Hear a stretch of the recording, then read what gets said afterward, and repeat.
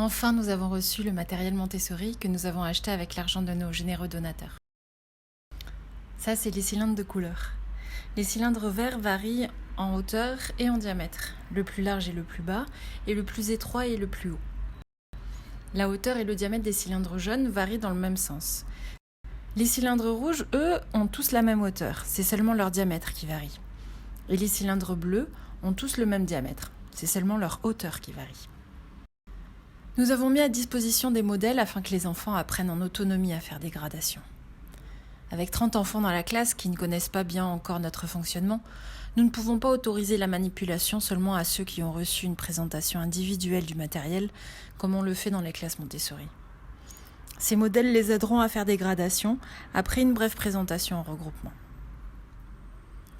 Le caractère scientifique de ce matériel prépare l'enfant aux mathématiques, à l'architecture et de manière générale, il développe son esprit logique. En lui permettant de faire de belles compositions, il développe aussi sa créativité. Et voici les encastrements cylindriques. Il s'agit de 4 blocs contenant chacun 10 cylindres munis d'un bouton de préhension. L'encastrement dans les blocs permet d'avoir un retour immédiat sur l'erreur, contrairement aux cylindres de couleur. L'exercice de gradation est donc plus facile qu'avec les cylindres de couleur.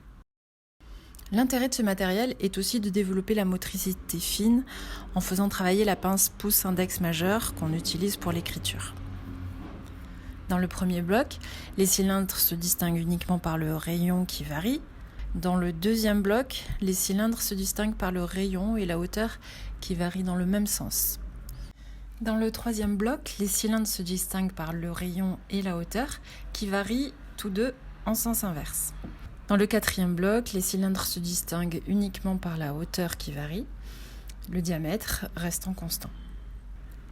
Et voici les 2 étagères que nous avons achetées grâce à l'argent de nos donateurs, sur lesquelles on trouve les cylindres de couleur et les encastrements cylindriques. Nous avons aussi acheté un grand puzzle planisphère pour affiner la perception visuelle des enfants de l'orphelinat, tout en les aidant à se faire une représentation de la planète Terre. Dans la pédagogie Montessori, on introduit la géographie dès le plus jeune âge afin d'inciter les enfants à s'intéresser à une réalité plus vaste que celle de leur environnement proche, afin qu'ils comprennent qu'ils font partie de la communauté mondiale. En présentant des concepts tels que continent, pays, mer ou océan, on aide l'enfant à développer ses capacités d'abstraction dont il aura besoin pour réussir son parcours scolaire. Enfin, grâce au bouton de préhension et au travail de la pince pouce majeur index, on aide aussi l'enfant à développer sa motricité fine qui l'aidera à bien écrire.